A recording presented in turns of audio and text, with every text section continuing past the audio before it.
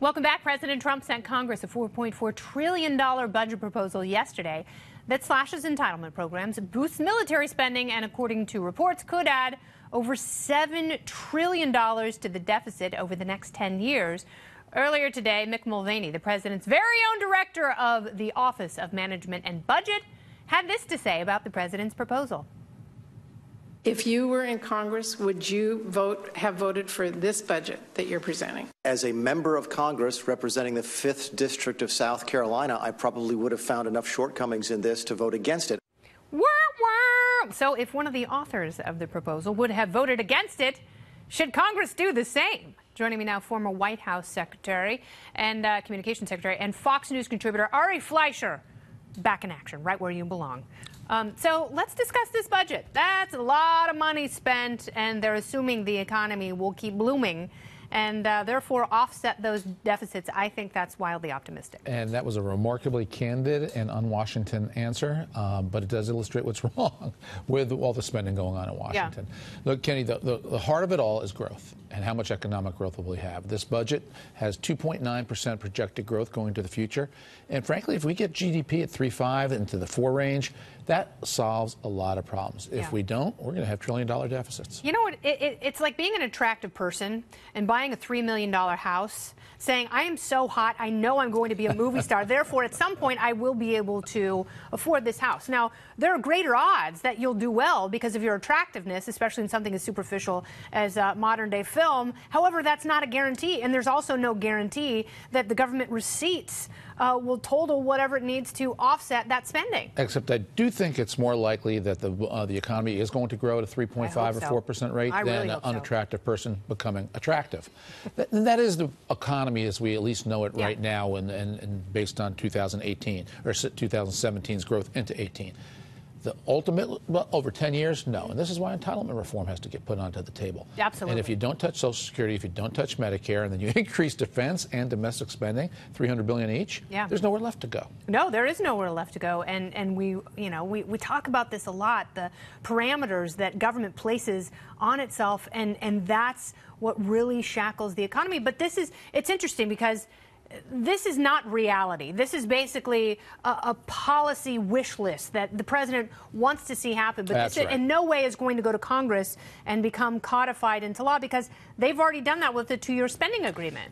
So what's the point? This is not going forward, but presidents do have to propose, and then Congress does with it what it will. I mean, they'll do nothing with this one. But it is illustrative, whether they implement it or not, of the size of the deficit. That is real, and that is growing. And here's the bigger problem, too, Kennedy. It's the filibuster in the Senate. The reason we just enacted this $600 billion spending spree on both domestic and defense is because the Democrats used the rules of the Senate to filibuster every individual appropriation bill. So there was no fiscal discipline imposed year after year after year, and you get giant pent-up demand. It popped. It just popped into $600 billion. And this is why we need to stop the filibuster. We need to change the rules of the Senate and pass spending bills with 50 votes, not 60. So when you are the party not in power, what do? Because that's the one piece of leverage that... No, it's not about leverage. It's about the will of the majority. And there's nothing wrong with having majority rule prevail. I've espoused this when the Democrats ran the Senate. It is wrong for one party to have that type of disproportionate leverage over another party. It's exactly why you get $600 billion spending sprees. We would not be in this position if appropriation bills could pass with 50 votes. Then I don't know. I mean, I guess you're more optimistic because I would worry that both parties have become so addicted to spending that they would find a way to link arms and head off into the sunset. Well, that's what they just did because they had no choice, because it's the only way to get to 60 votes is I'll spend for you if you spend for me. Add it up, we get more than 60 votes. What about a proportional form of government? Oh, no. I mean, I think that's more practical than the tyranny of the majority. You're talking about abolish the Senate. I'm not talking about abolishing the Senate. I'm talking about multiple parties instead of just 2 antiquated parties, both in the midst of civil wars. And what if you had different kinds of voices that found common ground on different areas, and Democrats and Republicans or Libertarians and Greens could come together in areas like immigration or civil liberties or even defense spending? Nothing is stopping that.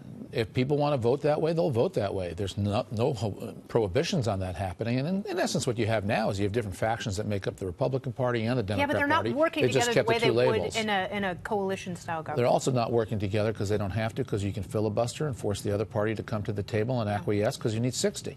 But even when they don't need 60 votes, you still have people like Rand Paul and Susan Collins that are able to make a stand. But I would predict to you, if you had to have 50, party discipline would come back, because everybody now knows it's on me, it's my burden, I have to deliver, no more excuses. Yeah. Right now, everybody has an excuse because you have to get to 60. If you had to do 50, people would have to come in line. I think we are heading there. I really do. I think that is where the Senate is heading. Multi-party? No, I think it's heading to a point where 50 votes rules the day. I wish, but I don't think so. I think both parties are too invested in their filibusters. I think they're too invested in just being two parties. We will see what happens. Ari, I always appreciate your insight. Thanks for coming by. Thank you, Kennedy. Appreciate it. He was today's one lucky guy and outnumbered as well.